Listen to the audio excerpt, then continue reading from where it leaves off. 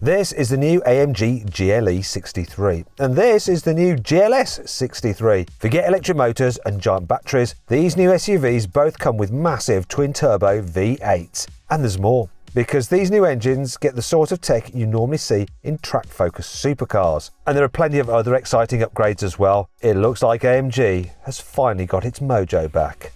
But before we get into the engines, we need to talk about the design. Starting with this Gle 63. Just look at the front end. The old car wasn't exactly subtle, but this one has dialed the aggression all the way up. The new grille is bigger, bolder, and has a silver ring around the edge, which makes the car look like it's getting a dental exam. And check out what it looks like at night. Yeah, the whole thing lights up like an influencer's ring light. And speaking of lights, just look at what the designers have done to the headlamps. Instead of a relatively subtle nod to the iconic Mercedes logo, like on the AMG GT 4-door, you get 4 massive stars across the front. They remind me of novelty sunglasses, which probably isn't the high-end image Mercedes was going for. And it's the same story on the GLS, although on that car, the stars are stacked vertically, so they look more like face tattoos. The rest of the new car's bumpers are actually pretty similar to before. You get large intakes on either side and some contrasting trim at the edge of the front splitter, but that's it. It's almost impossible to spot the differences down the side.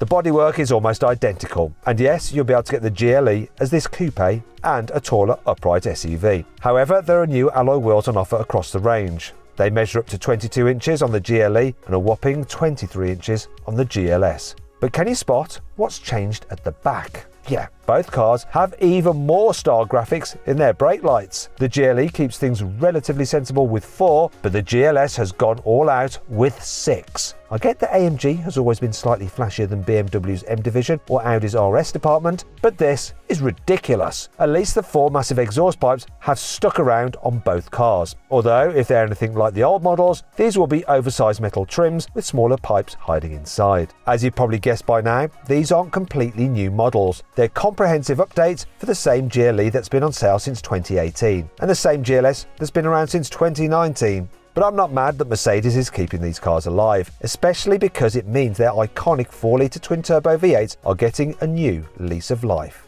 As well as new intakes, exhausts, camshafts and upgraded turbos, Mercedes has given these SUVs a new flat-plane crank. The crankshaft converts the piston's up and down motion into rotation. A cross-plane crank has its throws set 90 degrees apart, giving a rumbling V8 sound, but more inertia.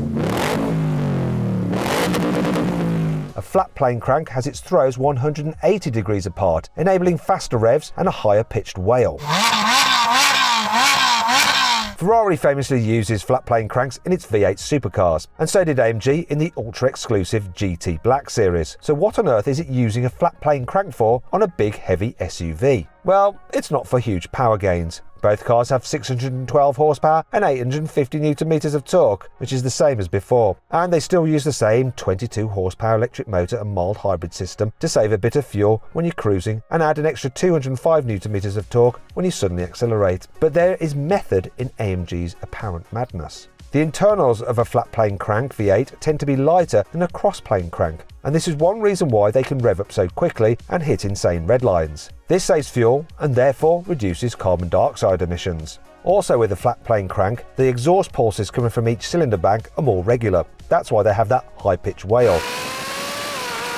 But actually, this doesn't make much difference in a naturally aspirated engine like in an old Ferrari. But in a twin-turbo car like the new Gle and GLS 63s, this smoother flow of exhaust gases helps the two turbos work more efficiently. Basically, they create more boost more of the time. So how does this affect the performance of the new SUVs? Well, the 0 to 60 times haven't changed for either car. The Gle 63 does it in 3.9 seconds and the GLS in 4.2 seconds, and they both hit the same 174 mph top speed. But I don't really care, because these engines should feel very different to drive, and they should sound completely different too. And that's not the only thing that's completely changed about these cars, because check out these interiors. There are screens for days. Both cars get a new wraparound driver's display that completely absorbs the central touchscreen. And because it's 2026, you can't have a high-end luxury car without some kind of dedicated passenger display as well. Seriously, does anyone actually use these? Most passengers will just be on their phone, not messing around with the car's screen. Anyway, this stuff is carried over from the standard non-AMG versions of the new GLE and GLS, but in these 63 models, you get different graphics, specific performance readouts, and customization options. The seats have also been given an AMG makeover with extra support and new exclusive leather options. And you also get a very similar steering wheel to the AMG GT, with the all-important rotary switches. You use these to switch between different driving modes, adjust the stiffness of the adaptive air suspension, and my favourite, crank those exhaust valves all the way open. Passengers in the GLS's third row will thank you for it, at least for a bit. But will your wallet thank you? Well, almost certainly not. Mercedes hasn't confirmed exactly how much these cars will cost yet, but you can guarantee they'll be slightly dearer than the outgoing models. That means the GLE 63 will set you back over £140,000 and a range-topping GLS 63 will be over £160,000. I'll be reviewing both these cars as soon as I can get my hands on them to tell you if they're worth the cash. Or are these European SUVs just overpriced because China is offering more power for less money in the form of the Zeekr 8X? If you want to find out exactly what I mean, you need to check out the video just on the right of this screen. Thanks for watching, and I'll see you next time.